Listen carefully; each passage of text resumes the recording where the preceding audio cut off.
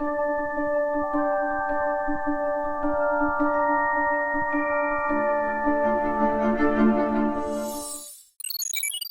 家好啊，歡迎嚟到今集從財經啊，我係林祖。咁世界真係越嚟越亂啊，一波未平一波又起。俄烏戰爭呢頭都未打完咧，中東嗰邊又起火啦，仲係一場大火添。咁啊，事緣喺6月13號咧，以色列因為要打擊伊朗發展核武咧，就對伊朗咧發動咗突襲嘅，咁啊攻擊咗多個軍事目標啦，同埋殺咗好幾個伊朗嘅軍方高層嘅。咁之後伊朗當然還擊啦，咁啊對以色列咧就進行咗飛彈啦同埋無人機嘅攻擊嘅，咁啊持續到而家咧仲未完嘅。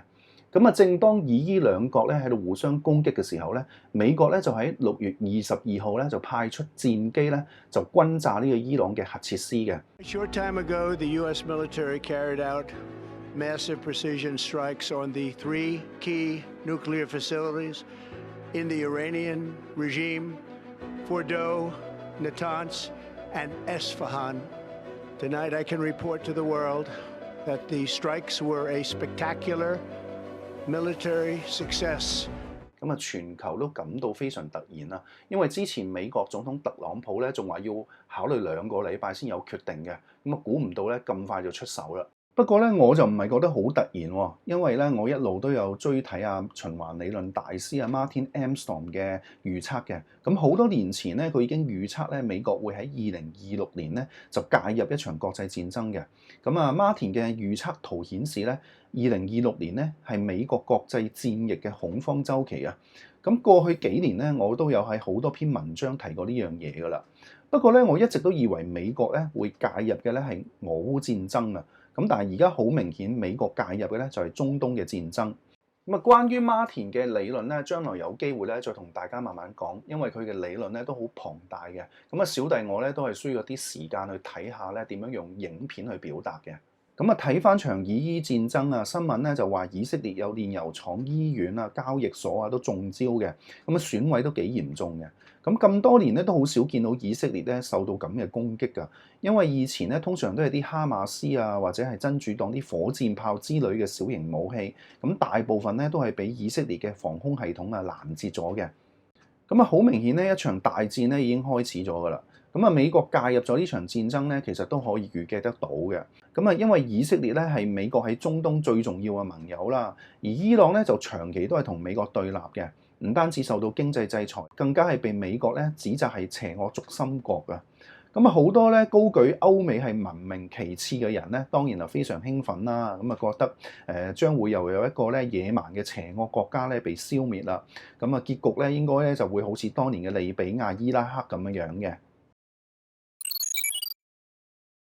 咁啊，講到呢度咧，唔知大家有冇發覺咧？近呢幾年喺全世界嘅各種媒體或者網絡平台上面咧，都有一種聲音咧，好似想將美國咧就推向戰爭咁樣嘅。咁啊，無論係俄烏戰爭啦，或者今次以色列同伊朗嘅戰爭咧，都係咁樣嘅。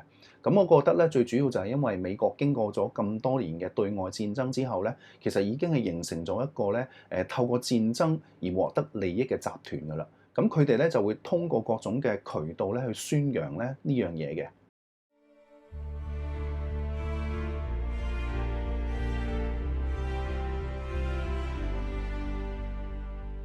咁啊，其實喺歷史上面咧都出現過呢種情況嘅，就好似羅馬帝國咁樣啊。咁啊，經過咗好多年嘅對外征戰之後咧，慢慢咧就形成咗一個好龐大嘅戰爭利益集團啦。咁後尾咧有啲羅馬嘅統治者咧想削減軍費啊，唔想再打仗啊，更加係被暗殺嘅。咁其中有個嘅皇帝咧就叫做咧佩蒂納克斯啊。咁佢喺登基唔夠100日咧就俾人殺咗啦。咁啊，打仗咧梗係需要錢啊。咁啊，根據美國歷史學家咧坦尼弗蘭克寫嘅《羅馬經濟史》咧，咁啊由公元前嘅264年開始咧，羅馬嘅軍費開支咧就一路咁樣飆升㗎啦。咁啊，佔政府嘅開支嘅幅度咧就越嚟越高。咁啊，入不敷支嘅情況之下咧，政府啊唯有透過咧增加貨幣供應，即係印鈔咧嚟支付嗰個軍費。咁啊，當年羅馬嘅做法咧就係溝淡啲銀幣嘅成色啊。咁啊，加入啲平價嘅金屬啊，令到咧嗰啲銀幣嘅含白銀嘅量咧越嚟越少嘅。咁啊引致咗咧貨幣咧大幅咁貶值，最後咧仲出現咗惡性通脹啊！咁啊最後咧就成為羅馬滅亡嘅一個原因啊！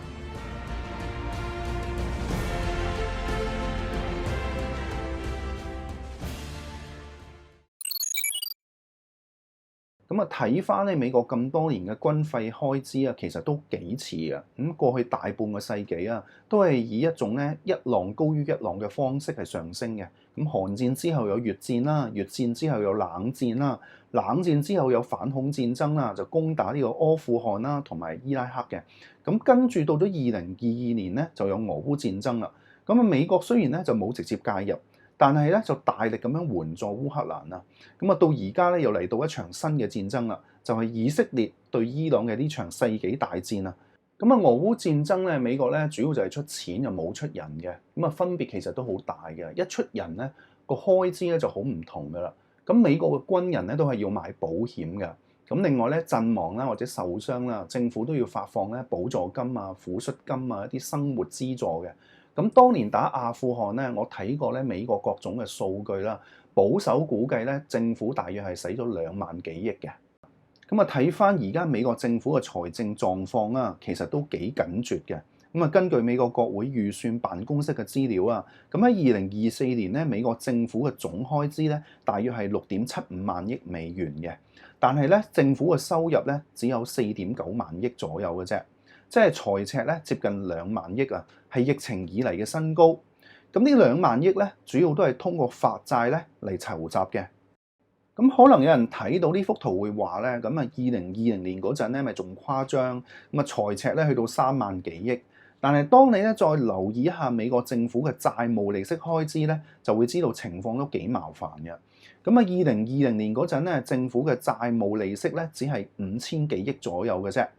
咁即係話2萬億嘅財赤入面咧，扣除咗國債利息開支咧，實際上美國政府可以調配嘅財赤預算咧係有15000幾億嘅。但係咧，2024年接近2萬億嘅財赤預算入面咧，竟然有一半咧係要用咗嚟還利息嘅，所以政府可以用嘅財赤預算咧，只係得返7-8千億左右嘅啫。咁啊，估計到咗2025年情況咧，亦都唔會有咩改善㗎啦。咁咧好多機構啦，包括官方國會嘅預算辦公室都估計咧，今年美國政府嘅利息開支咧要去到1.17萬億嘅，咁啊將會係歷史性咧就首次超過咗國防嘅開支嘅。所以咧點解我哋見到特朗普上台之後咧，一陣又搞關稅戰啦，一陣政府又要裁員啦，連成立咗大半世紀嘅美國之音都要 cut 嘅。咁一嚟意識形態同特朗普嘅 MAGA 派背道而馳啦。但係更加重要嘅咧，就係因為美國政府嘅財政咧，真係好緊絀嘅。但係啲唔同派系嘅支持者咧，就好似睇唔到呢樣嘢咁樣嘅。咁啊，大家咧好似覺得美國政府咧有使唔盡嘅錢，因為大家咧都只係從自己嘅價值觀去思考問題啊，而唔會考慮一啲實際嘅財政狀況嘅。咁啊，亦都可能因為佢哋對經濟咧唔係咁熟悉啦。咁啊，左派咧又好想美國咧繼續幫烏克蘭啦，繼續支援美國之音啦，支援啲乜乜自由電台啦。咁啊，右派咧又好想特朗普咧去打伊朗啦，打中國啦。咁啊，兩派咧更加為咗呢樣嘢咧互相攻擊啊，你爭我奪嘅。咁啊，結果咧就係一齊咧將成個國家咧就係推向戰爭嘅深淵嘅。所以咧，以色列同伊朗呢場戰爭咧對特朗普嚟講咧真係一次非常重大嘅考驗啊！其中最重要咧就係戰爭嘅開支問題。如果場仗咧可以好似打伊拉克、打利比亞咁樣速戰速決，戰爭嘅開支唔高，打完之後咧又可以得到呢啲國家嘅石油啊、天然氣資源，咁件事咧就好簡單。咁啊，可惜現實就邊度咁簡單啊？所以咧喺特朗普決定咧轟炸呢個伊朗核設施之前咧，其實佢嘅高級顧問啊班農咧已經係不斷咁樣呼籲佢咧要慎重咁考慮㗎啦。咁我覺得咧，今次美國咁樣幫以色列去打伊朗咧，形勢係相當兇險嘅。咁啊，伊朗同伊拉克、利比亞比咧，完全咧係兩種級數嘅對手嚟嘅。或者我哋先睇睇伊朗嘅地理環境啊。咁啊，伊朗本身咧係一個高原嚟嘅，咁啊四面咧都被啲山脈咧重重咁包圍嘅。咁啊，向住沙特嗰邊咧就係1600公里嘅扎格羅斯山脈，咁啊海拔咧有成4400公尺嘅。咁啊對住咧裏海嗰邊咧就有厄爾布爾斯山脈嘅，咁亦係4000尺以上嘅。另外咧，仲有莫克蘭海岸山脈啦、加恩山脈啦。跨過呢啲山脈之後咧，伊朗境內咧仲有幾個沙漠嘅，其中有一個咧盧特沙漠咧，地表嘅溫度咧最高可以去到70度嘅。更加咧經常係出現呢啲突發嘅沙塵暴嘅。美國咧曾經咧都係伊朗咧遭遇過一次好重大嘅軍事失敗嘅。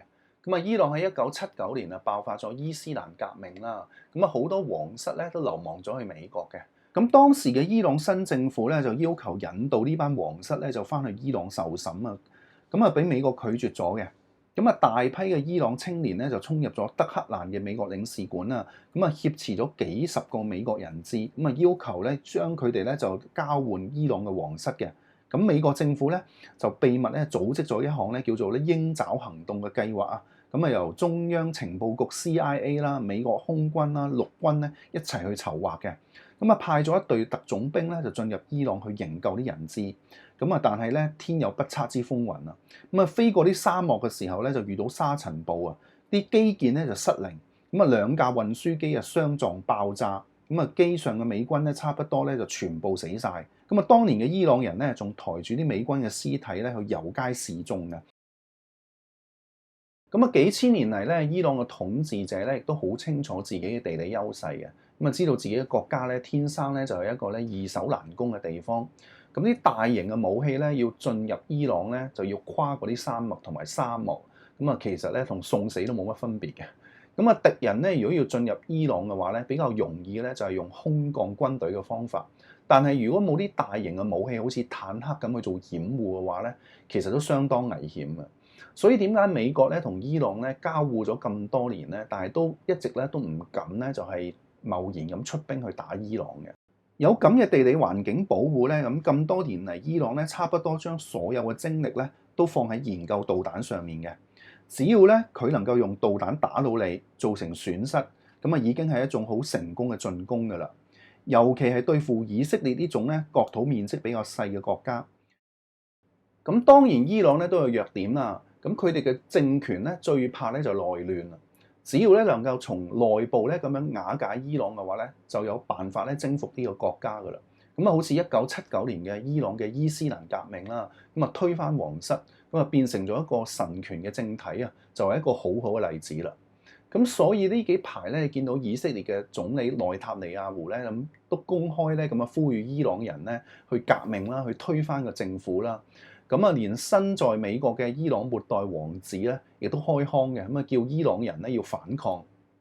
همیهنانم جمهوری اسلامی به پایان خود رسیده و در حال سقوط است. خامنه‌ای همچون موشی هراسان زیر زمین پنهان شده و کنترل اوضاع را از دست داده است. 美國打伊朗咧，仲有另一個好重大嘅難題啊，就係喺道德層面啦。以前咧，美國打伊拉克、打利比亞，喺歐美世界嘅意識形態上面咧，民眾普遍都係睇成係一種民主文明嘅歐美世界去打呢個獨裁嘅殘暴政權。內部嘅爭議咧，其實就唔係好大嘅。又好似打阿富汗咁樣啦，都係喺佢哋本土咧受到恐襲之後去進行反攻嘅。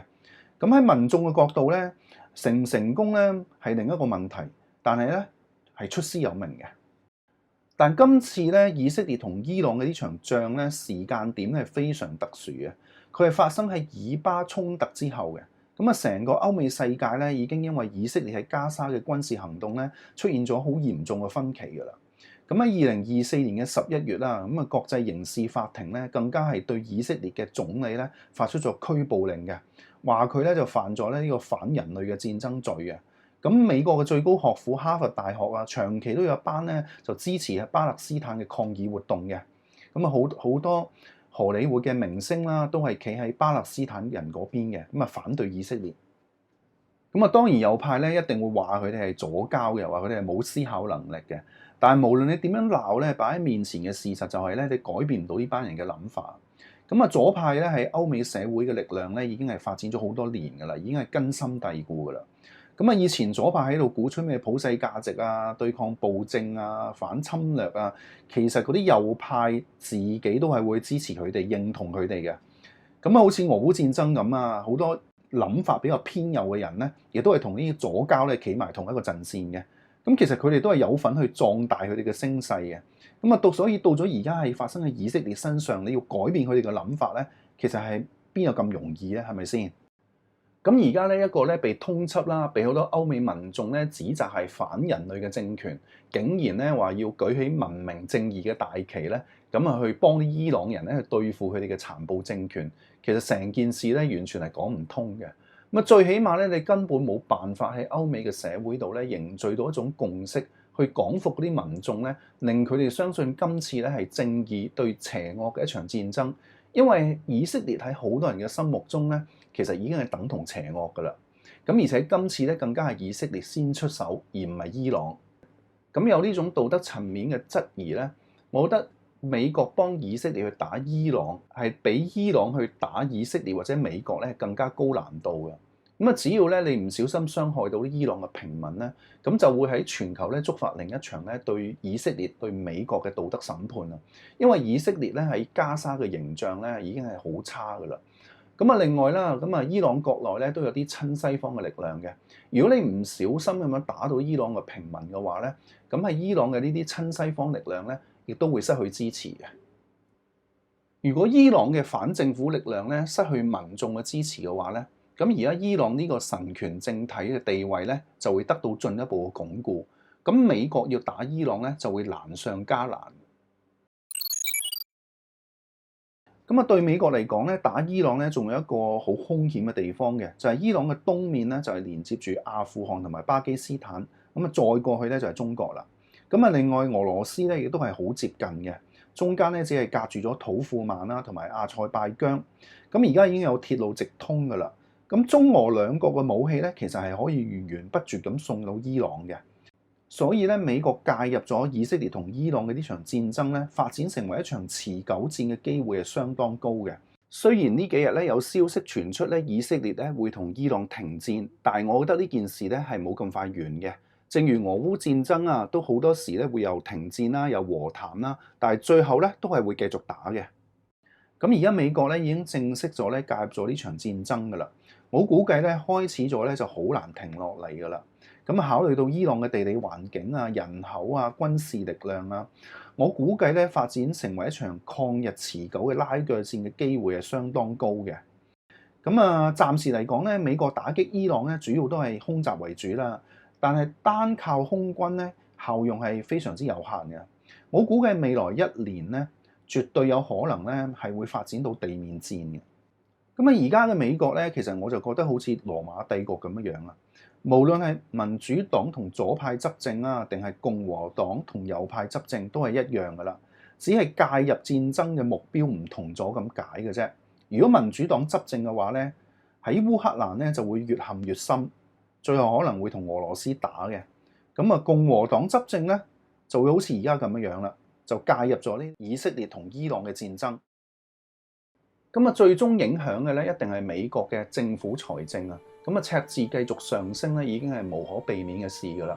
咁啊，財政緊絀之下咧，美國國內嘅資源爭奪咧會更加激烈嘅。我相信內鬥咧亦都會更加嚴重嘅。好似今次炸完伊朗之後啊，民主黨咧就已經咧迅速咁樣鬧特朗普㗎啦，話行動咧係未經國會批准啦、唔合程序啦、違反憲法啦。咁當然呢個咧亦都係一個好大嘅課題嘅。咁啊，將來有機會咧再講多啲啦。咁今集咧就同大家講住咁多先，咁啊下集咧就分享更多其他嘅內容啦。